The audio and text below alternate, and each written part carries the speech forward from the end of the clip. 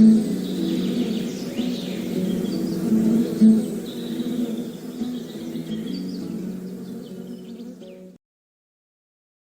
कितनी भी कठिन हो, कोशिश करने वालों की कभी हार नहीं होती। और आपकी इसी कोशिश में एक कदम और बढ़ाने के लिए मैं अंशुल मलिक, आपका mentor, guide for government competitive examination, and मेरे साथ है मिस्टर करण सरदाना, जो पिछले 15 साल से गवर्नमेंट कॉम्पिटिटिव एग्जामिनेशंस की तैयारी करा रहे हैं। स्टूडेंट्स, आप सभी को मालूम है एसबीआई पीओ प्री की एग्जामिनेशन कंडक्ट कराई जा चुकी हैं और हमारे पास मेंस की परीक्षा के लिए सिर्फ 20 से 25 दिन का समय है।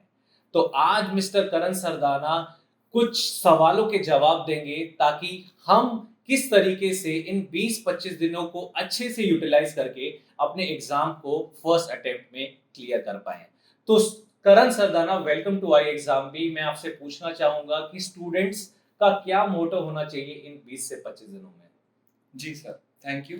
सबसे पहले स्टूडेंट्स, आपका जो प्री है वो हो चुका है, तो आपने जो मैथ्स, रीजनिंग, इंग्लिश है वो आपने पहले ही पढ़ लिया है। अब यहाँ पे अब आपको अपना वो लेवल एडवांस करने की ज़रूरत है, क्योंकि आपने बेसिक्स उस टाइम पे पढ़ा था, वही सब अब काम आएगा। लेकिन अब आपको डिफ़िकल्टी लेवल अपना बढ़ाना है, क्योंकि मैथ्स, रीजनिंग, इंग्लिश तीनों ही अच्छे लेवल का पूछा जाएगा। साथ ही साथ अब आपको general awareness, banking and economy वाले सेक्शन के ऊपर भी काम करना पड़ेगा, जो कि आपके पेपर में सबसे ज़्यादा नंबर दिलवाता है। साथ के साथ डिस्क्रिप्टिव इंग्लिश भी यहाँ पे आता है, और डिस्क्रिप्टिव इंग्लिश में आपको एसे और लेटर दोनों लिखने होते हैं। अगर आप इन वाले सेक्शन में अपने आप को बहुत अच्छे से परफॉर्म कर पाओगे, तो ये पेपर निकालना आपके लिए बहुत ईज़ी हो जाएगा। बिल्कुल, मेरे को भी यही लगता है मिस्टर करण सरदारा सर कि क्वांट रीजनिंग इंग्लिश तो हर कोई पढ़ रहा है। जो एक्स्ट्रा एज मिलेगा स्टूडेंट्स को, वो बैंकिंग अवेयरनेस या फिर डिस्क्रिप्टिव की जो टाइपिंग स्पीड है या उस पे डिपेंड करेगा। तो उसकी तैयारी पे तो स्पेशल फोकस होना ही चाहिए। तो मैं ये पूछना चाहूँगा कि जब हम डिस्क्रिप्टिव की तैयारी करते हैं, तो बहुत सारे स्टूडेंट्स खुद से भी तैयारी करते हैं और बहुत सारे प्लेटफ़ॉर्म्स भी अवेलेबल हैं। तो एक मेंटर की गाइडेंस कितनी इंपॉर्टेंट हो जाती है इस डिस्क्रिप्टिव वाली पेपर में? बहुत ये गाइडेंस ज़रूरत होती है सर, क्योंकि अगर आप खुद से कभी भी लिखेंगे, तो आपके उस एसे या लेटर को एनालाइज़ करने के लिए कोई नहीं होता है। वो आपको चेक करके कोई नहीं दे पाता है। तो अगर आप किसी प्लेटफ़ॉर्म के साथ जुड़ते हैं, जैसे आई एग्ज़ाम भी का ऑनलाइन प्लेटफ़ॉर्म है, और हम यहाँ पे डिस्क्रिप्टिव इंग्लिश मॉक टेस्ट देते हैं, राइट। तो उसमें क्या होता है कि हम बच्चा जो है वो उसे लिखता है, और वो फैकल्टी के पास आता है, और फैकल्टी उसको फीडबैक देते हैं। तो स्टूडेंट को एकदम से वो क्लैरिटी मिलती है, और उसको पर्सनलाइज़्ड फीडबैक मिलता है राइट। कि कैसे उसको बहुत अच्छे से वो परफ़ॉर्म पर कर सकता समय इतना कम है, स्टूडेंट्स के एनरोलमेंट्स इतने ज़्यादा हैं, तो फीडबैक आप कितने टाइम में आप फीडबैक एक्सपेक्ट कर है। सकते देखिए, हैं? हमारे पास फैकल्टी काफ़ी सारे हैं, तो हम 24 आवर्स के अंदर उसे पूरा फीडबैक दे देते हैं। बिल्कुल राइट। तो मेजर फोकस हमारा बैंकिंग अवेयरनेस पे रहना चाहिए और डिस्क्रिप्टिव पे रहना चाहिए। बाकी हम क्वांट रीजनिंग इंग्लिश तो मेरे को लगता है मॉक टेस्ट जितना हम ज़्यादा देंगे। बिल्कुल, जितने ज़्यादा मॉक टेस्ट देंगे उतना ही होगा, क्योंकि उसके अंदर ना न्यू पैटर्न, हाई लेवल के क्वेश्चंस आते हैं। तो राइट। अभी बेसिक कवर कर लिया है, अब आपको 20 से 25 दिन में सिर्फ और सिर्फ, जैसे कि हाई लेवल पज़ल है, सिटिंग अरेंजमेंट है, राइट। रीजनिंग में बहुत सारी चीज़ें और हैं जो पज़ल्स के अलावा जल्दी की जा सकती हैं। क्वांट्स के अंदर क्वाड्रेटिक और सीरीज़ जो है वो पहले से किया जा सकता है। और राइट। सर, एक और खास बात है इस एग्ज़ाम की कि एसबीआई में सेक्शनल कट ऑफ नहीं होती है। तो राइट। इसका मतलब ये है कि अगर आप किसी एक सेक्शन में कमज़ोर भी हैं, और उसके आप क्वेश्चन कम भी करके आते हैं, और आप ओवरऑल मार्क्स लेके आ जाते हैं, तो आप फिर भी इस पेपर को क्वालीफाई कर राइट। सकते हैं। मेरा क्या रहता है ना कि बच्चों को, बहुत सारे बच्चों को ये कंफ्यूजन है कि भाई एग्जाम में अटेम्प्ट में पहले क्या करूं। अब मेरे पास डीआई के भी सवाल है, मेरे पास क्वाड्रेटिक इक्वेशन के भी सवाल है, सेम रीजनिंग के साथ भी होता है। Puzzle is equal to DI अगर हम क्वांट की बात करें, यस। क्योंकि बहुत सारे लंबे लंबे सवालों को कॉम्प्रीहेंड करना है। तो पहले हम वहां पर अटैक करें या फिर सिंगल लाइनर सवालों को पहले अटैक करें? देखिए, दोनों को मिक्स बैलेंस लेके चलना होता है। जैसे मैं पहले क्वांट की बात करता हूँ, तो क्वांट के अंदर क्या होता है सर, रीजनिंग में भी ये होता है कि 2 नंबर वाले क्वेश्चन भी आते हैं और 1 मार्क वाले भी आते हैं। तो यहाँ पे जो आपको क्वेश्चन पिक करने हैं, वो 1 मार्क्स वाले पहले पिक करने हैं। साथ के साथ जैसे क्वाड्रेटिक है और सीरीज है, ये वाले क्वेश्चन कंपैरेटिवली बाकियों से आसान होते हैं। तो ये वाले क्वेश्चन आपको पहले करने हैं। राइट। अगर आप ये कर लोगे, तो फिर आप एक सेफ साइड में हो जाओगे कि हाँ, कि जो मेरे पास जो मुझे चाहिए, वो मेरे पास एक सेफ स्कोर आ गया। आ गया है। और मेरा भी हमेशा यही मानना है, मैंने भी जितने कॉम्पिटिटिव एग्जाम दिए हैं ना, तो मुझे हमेशा ऐसा लगता है कि जो लेंथी क्वेश्चंस है ना, उस पे हमें टाइम वेस्ट नहीं करना चाहिए सबसे पहले। क्योंकि एक बार अगर वो क्वेश्चन फँस गए, हम उस क्वेश्चन में फँस गए, तो हम 5 मिनट तो उस क्वेश्चन को कॉम्प्रिहेंड, फिर हमें पता लगा कि वो गलत दिशा में जा रहा है, फिर 5 मिनट हम उसको और ठीक करने में और लगाएँगे। टाइम लगा देते तो इससे अच्छा तो आप 5 मिनट पहले ही किसी और चीज़ में लगा लो जहाँ पर आप श्योर शॉट हो।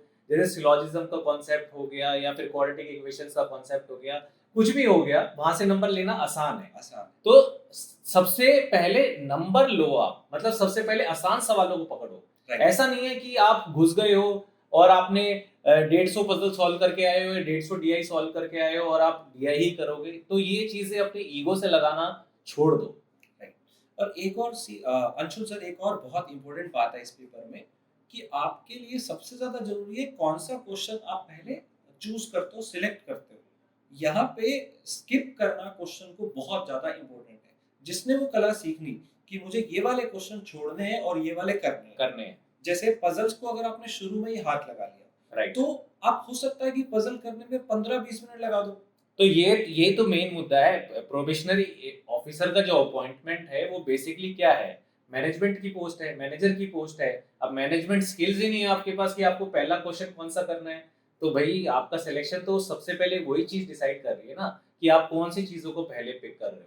राइट। तो जो आपका जीए और डिस्क्रिप्टिव इंग्लिश है वो तो आपको पूरा अटेम्प्ट करना है, लेकिन जो मैथ रीजनिंग इंग्लिश है ना, इसमें आपको पहले पूरे तीनों सेक्शन को एनालाइज करना है। शुरू का जो 1 मिनट है वो आपका इसी चीज में जाना चाहिए कि पूरे पेपर में क्या आया है और आपको कौन से पहले 10 सवाल करना है। राइट। तो बेसिकली पैटर्न सबको पता है, क्वांट रीजनिंग इंग्लिश सबको पता है, कैसे टाइप के सवाल आते हैं। प्रीवियस ईयर पेपर हमारी वेबसाइट पे अपलोड है, जाके देख सकते हो लेवल ऑफ एग्जामिनेशन। बेसिकली जो लड़ाई है वो डिस्क्रिप्टिव की है, बैंकिंग अवेयरनेस की है। और आप सभी को पता है कि बैंकिंग अवेयरनेस पिछले 6 से 8 महीने का आप कर सकते हो, करंट अफेयर्स पढ़ सकते हो। और बहुत जो सारे जो कैप्सूल्स भी अवेलेबल हैं और आई एग्जाम भी हमारे पास बीपीडिया है। तो स्टूडेंट्स करना चाहें तो ये 20-25 दिन बहुत है, आई बिल्कुल थिंक। बिल्कुल। और उसमें जो सबसे ज्यादा इम्पोर्टेंट रहता है वो 3 से 4 महीने का करंट अफेयर है। अगर आप 3 से 4 महीने का पहले कर लेते हो तो फिर आप पीछे का भी जाओ, क्योंकि उससे भी कुछ कुछ ना कुछ क्वेश्चन आते हैं। आते हैं, पर जो 80 to 90% है वो 3 से 4 महीने में कवर हो जाते हैं। तो you have to be very smart, ठीक है। तो आपको अपने जो लिमिटेड टाइम है उसमें चीजों को सही तरीके से पिक करना है। अब आप मतलब अब नवंबर चल रहा है तो पहले अक्टूबर का करो, सितंबर का करो, अगस्त का करो। ऐसा नहीं है कि भाई आप जुलाई से स्टार्ट कर रहे हो बीपीडिया पढ़ना या किसी भी कैप्सूल को आप फॉलो कर रहे हो, तो आप सबसे पहले पिछले मंथ का पढ़ो एंड पीछे से जाओ, आगे से जाने की जरूरत नहीं है। अभी एक आईबीपीएस पीओ मेंस का पेपर भी हुआ है और उसके अंदर जितने भी जनरल अवेयरनेस के क्वेश्चन थे वो अपने जो हमारे बीपीडिया है उसी में से आए थे। हमने उसका कवरेज भी किया है। 85% क्वेश्चन उसी से थे। राइट। एक एक क्वेश्चन जहां हमने लाइव क्लास में पढ़ाया, जहां हमने मॉक टेस्ट में पढ़ाया, या जहां भी हमने उसको कवर किया था वो हमने उस वीडियो में दिखाया है। तो इस बीपीडिया में ना सिर्फ आपकी कवरेज होती है, साथ के साथ आपको क्रिस्प कंटेंट भी मिलता है। होता क्या है कि अगर हम बहुत सारे डॉक्यूमेंट इधर-उधर से इकट्ठे कर लेते हैं, तो हमारे पास मटेरियल तो इतना सारा हो जाता है, लेकिन पढ़ने का टाइम नहीं है। तो हमारे जो बीपीडिया है, वो क्या है? क्रिस्प है। क्रिस्प और है। उसमें 90% तक कवरेज हो जाती है। राइट। तो मेरा भी यही मानना है कि मतलब आप बीपीडिया पढ़ो या किसी भी एग्जाम कोचिंग सेंटर का कैप्सूल आप फॉलो कर रहे हो तो पढ़ो उसको। बीपीडिया भी एक अच्छा ऑप्शन है, हम पढ़ सकते हैं। अगर जिनको नहीं पता है, मैं कहूँगा कि बीपीडिया is just like a capsule. हमारे शायद मंथली भी है और ईयरली भी है। वीकली भी है और राइट। अभी डेली भी। राइट। तो वो फ्रीली अवेलेबल है, हमारी वेबसाइट से आप डाउनलोड कर सकते हैं और फायदा उठा सकते हैं।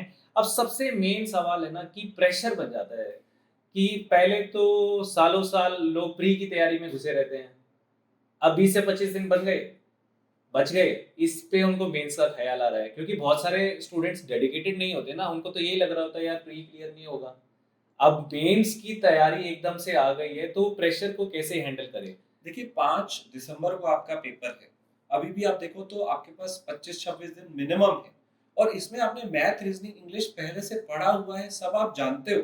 आप अगर आप उनकी हाई लेवल प्रैक्टिस करोगे तो आपको बहुत ज़्यादा टाइम नहीं लगेगा। आप बहुत जल्दी आप वो क्वेश्चंस कर सकते हो, क्योंकि आपके पास सिर्फ वही काम है कि आपको हाई लेवल प्रैक्टिस करनी है। और दिन में आपके पास 8 से 10 घंटे मैं मानता हूँ कि सबके पास बच्चों के पास होते हैं, और अगर आप अभी टाइम नहीं दे पाओगे तो कब दोगे? तो राइट। यही टाइम है जिसमें आपको टाइम देना है, उनकी प्रैक्टिस करनी है। डिस्क्रिप्टिव इंग्लिश की प्रैक्टिस में बहुत ज़्यादा टाइम नहीं लगेगा। वो जो आप जीए पढ़ोगे, बैंकिंग अवेयरनेस पढ़ोगे, करंट अफेयर्स पढ़ोगे, अल्टीमेटली जो आप पढ़ रहे हो वही चीज़ें आपको वहाँ लिखनी है। राइट। क्योंकि डिस्क्रिप्टिव इंग्लिश में भी जो ऐसे होते हैं ना सर, वो सारे करंट अफेयर बेस्ड ही होते हैं। बहुत सारे जो आजकल चीज़ें हो रही हैं, उसी के ऊपर। मान लीजिए आपको G20 पे लिखना पड़ गया, तो अगर आपने G20 पढ़ा होगा, तो राइट। आप लिख पाएँगे। करंट अफेयर को तो जोड़ना ही पड़ेगा, नहीं तो आप तो मतलब एब्सेंट ही है। मतलब आप करंट सिचुएशन से एब्सेंट ही है, और वही चीज़ वहाँ पर चेक हो रही है। आपकी क्यूआरई की नॉलेज चेक नहीं हो रही है वहाँ पर। मेन मुद्दा फँसेगा आपका डिस्क्रिप्टिव पेपर पे, बैंकिंग अवेयरनेस पे। आपकी अवेयरनेस खुद की कितनी है करंट इवेंट्स के अकॉर्डिंग, तो मेन मुद्दा तो वहीं पर आने वाला है। ठीक है, कट ऑफ हमें पता है लगभग कितनी जाने वाली है, क्योंकि हर साल 2000 के आसपास वैकेंसी रहती है, एंड आई थिंक उसको हम अपनी वीडियोस में कवर भी कर चुके हैं। तो करण सर, आपके हिसाब से कट ऑफ क्या जाएगी प्री की? प्री की कट ऑफ, तो प्री की कट ऑफ जो है वो लगभग 50 से 55 के बीच में जा सकती है। राइट। लगभग 50-55 के बीच में रेंज आती है। बाकी नॉर्मलाइजेशन भी होता है, और इस बार थोड़ा-सा ऐसा भी हुआ है कि कुछ शिफ्ट के पेपर थोड़े आसान थे और कुछ शिफ्ट के पेपर थोड़े मुश्किल थे। तो वो नॉर्मलाइजेशन पे कई चीज़ों पे तो डिपेंड करता है। 2000 वैकेंसी है, तो लगभग कितने बच्चों को सिलेक्ट किया जाएगा? मतलब 10 टाइम्स, तो 10 टाइम्स। 20,000 बच्चे यहाँ पे मेंस के लिए राइट, जाएंगे। 20,000 बच्चे इज अ बिग नंबर, और उसके लिए सिर्फ 2000 सीटें, और I think this gonna be a tough competition. और आपको मेंटली फिट रहना है, राइट? क्योंकि अगर आप मेंटली फिट नहीं है तो आप कोई भी एग्जाम को क्लियर नहीं कर सकते। अपने आप को काम रखिए। 20 से 25 दिन का जो ये टाइम है, इसको सही से यूटिलाइज कीजिए। स्मार्ट स्टडी कीजिए। हार्ड वर्क में कुछ नहीं रखा है, क्योंकि जमाना स्मार्ट हो चुका है। एंड सर हमारे पास 2 कोर्सेज भी हैं। एक सिर्फ मेंस के लिए है, और एक हमने कोर्स लॉन्च किया है जिसमें हम जीए और डिस्क्रिप्टिव इंग्लिश, इन दोनों के लिए भी एक कोर्स लाए हैं। तो जो बच्चे मैथ, रीजनिंग, इंग्लिश में अच्छे हैं, काफ़ी टाइम से तैयारी कर रहे हैं, वो सिर्फ उसको भी ले सकते हैं, ताकि वो अपना जीए डिस्क्रिप्टिव सिक्योर कर सकें। सिक्योर कर सके। और डिस्क्रिप्टिव में आई थिंक गाइडेंस की जरूरत है, बिल्कुल, क्योंकि ऐस बहुत सारे स्टूडेंट्स रूरल एरिया से भी हैं। बिल्कुल। लोगों के मन में डर है कि यार मैं डिस्क्रिप्टिव को कैसे क्लियर कर पाऊंगा, और लिखने से लोगों को डर लगता है। बोलने से ज्यादा ना लोगों को लिखने से डर लगता है, क्योंकि उनके माइंड में थॉट्स ही नहीं है कि किस तरीके से उसको ऑर्गेनाइज करना है, राइट? तो डिस्क्रिप्टिव के लिए तो आपको डेफिनेटली गाइडेंस चाहिए। गाइडेंस के साथ साथ आपको जो आप लिख रहे हो उसका फीडबैक भी चाहिए। राइट। तो दोनों चीजें चाहिए। साथ के साथ किस फॉर्मेट में आपको लिखना है, जो आपको स्टार्ट करना है, जो आपको बीच में लिखना है, जो आपको एंड लिखना है, वो सारी चीजें बहुत इंपॉर्टेंट है, और यही चीजें हम क्लास में बताते हैं। राइट। तो घबराए मत। अगर आप ऐसे आपका बैकग्राउंड है कि इंग्लिश आपने ज़्यादा नहीं पढ़ी, तो मैंने ऐसे एग्जांपल्स भी देखे हैं जो हिंदी मीडियम में हैं और डिस्क्रिप्टिव पेपर में बहुत अच्छा स्कोर बहुत करते अच्छा। हैं। तो वो सिर्फ आपकी लगन के ऊपर डिपेंड करता है, आप कितने मेहनती हैं। क्योंकि हार्ड वर्क से ना कुछ भी जीता जा सकता है। बिल्कुल। लाइफ में आप बाद में स्मार्ट वर्क करें, वो एक अच्छा है, पर इनिशियली आपको हार्ड वर्क करना बहुत ज़रूरी है। तो यही कुछ सवाल थे। अब मेरा बस इस हम वीडियो को एंड करते हुए बिल्कुल। एक मैं लास्ट टिप पूछना चाहूंगा कि आप अपने स्टूडेंट्स को कुछ देना चाहें, बेसिस ऑन कि आपका 15 साल का एक्सपीरियंस है और आपके बहुत सारे स्टूडेंट्स को उन्हें क्लियर भी किया जी। होगा। तो एक लास्ट टिप। सो स्टूडेंट्स, मैं आपको यही कहूंगा कि आपको सबसे पहले तो कॉन्फिडेंस लेके आना है आपके अंदर, कि आप इस पेपर को क्रैक कर सकते हो। क्योंकि अगर कोई दूसरा कर सकता है तो आप क्यों नहीं कर सकते? आप में ऐसी क्या कमी है कि आप पेपर क्लियर नहीं कर सकते?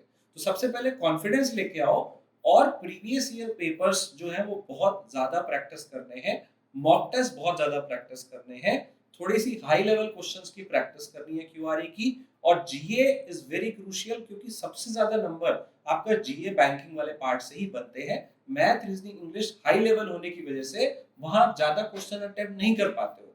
इसके अंदर आप बहुत अच्छा स्कोर ला सकते हो। तो आप उस पे काम करिए, और डिस्क्रिप्टिव अपने आप अच्छा हो जाएगा अगर आप अपना करंट अफेयर्स अच्छा कर लेते हो। आई थिंक हमने बहुत सारे आइडिया स्टूडेंट्स के साथ शेयर किए हैं।